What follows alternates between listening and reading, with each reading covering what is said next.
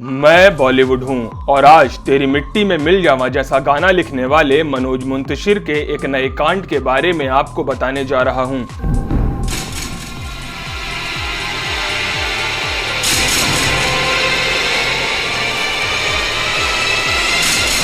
लेकिन इस कांड के बारे में बताने से पहले मेहरबान कदरदान मैं आपको नकल और चोरी नाम की उन दो विद्याओं के बारे में बताना चाहता हूं, जिसमें से पहली विद्या नकल की आवश्यकता स्कूली परीक्षा के अलावा जीवन के विभिन्न क्षेत्रों में अक्सर कभी ना कभी किसी न किसी को तो पढ़ ही जाती है, और दूसरी विद्या यानी चोरी की आवश्यकता भी बचपन बीत जाने के बाद जवानी में कमाए गए ढेर सारे धन पर दिए जाने वाले टैक्स चोरी के अलावा भी विभिन्न क्षेत्रों में कभी ना कभी पढ़ ही जाती है।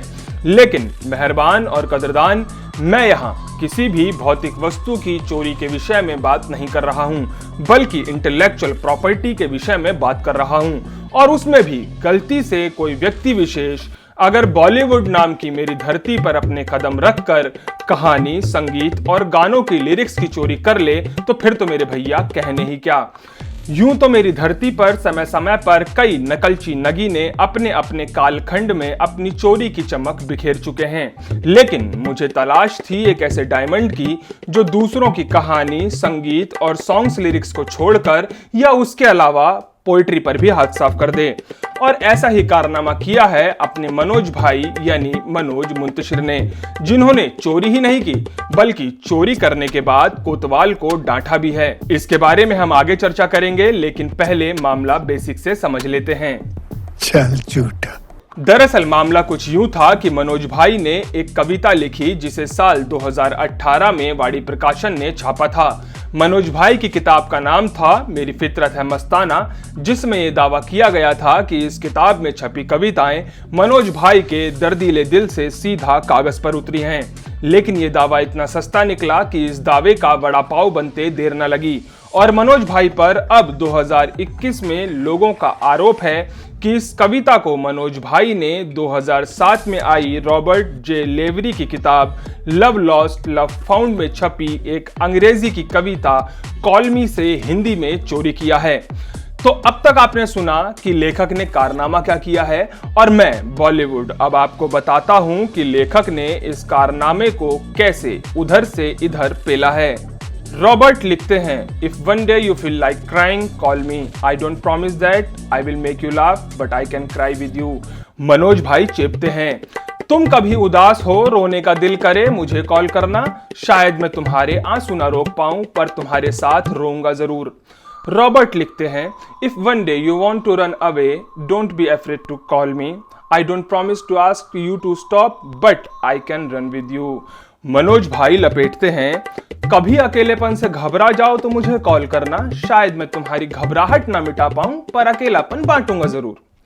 रॉबर्ट लिखते हैं, if one day you don't want to listen to anyone call me, I promise to be there for you but I also promise to remain quiet. Manoj भाई घसीटते हैं, कभी दुनिया बदरंग लगे तो मुझे कॉल करना, शायद मैं पूरी दुनिया में रंग ना भर पाऊं पर यह दुआ जरूर करूंगा कि तुम्हारी जिंदगी खूबसूरत हो। रॉबर्ट लिखते हैं, but if one day you call and there is no answer come fast to see मी।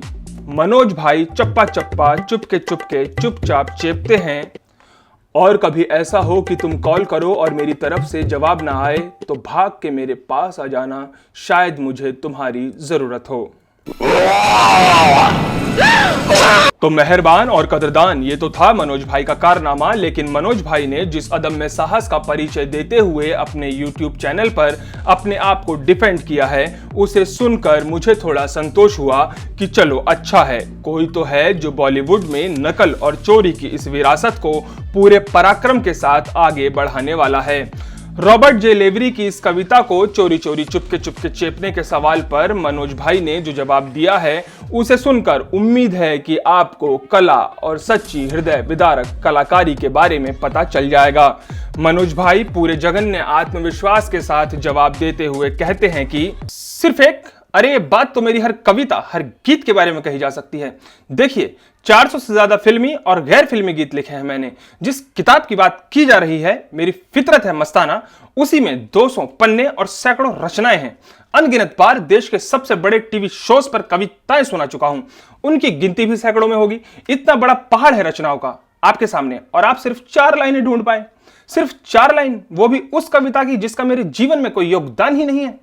अर्थात मनोज भाई कहना चाह रहे हैं कि नकल की उनकी इस सिद्ध विद्या को हल्के में मत लीजिए। क्या पता ये 4 लाइन 40 में बदल जाएं या 400 में, कुछ कहा नहीं जा सकता है।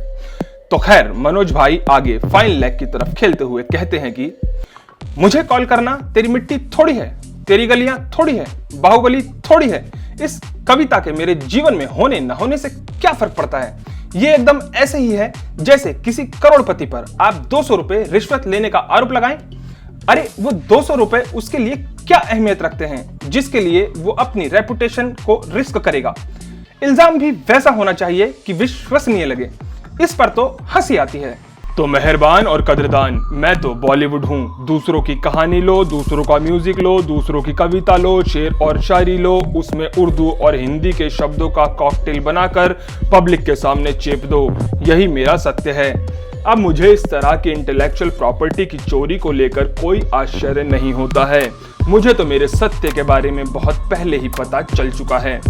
मैं मिलूंगा आपसे नेक्स्ट एक और वीडियो के साथ। तब तक आप अपना सत्य ढूंढिए। नमस्कार।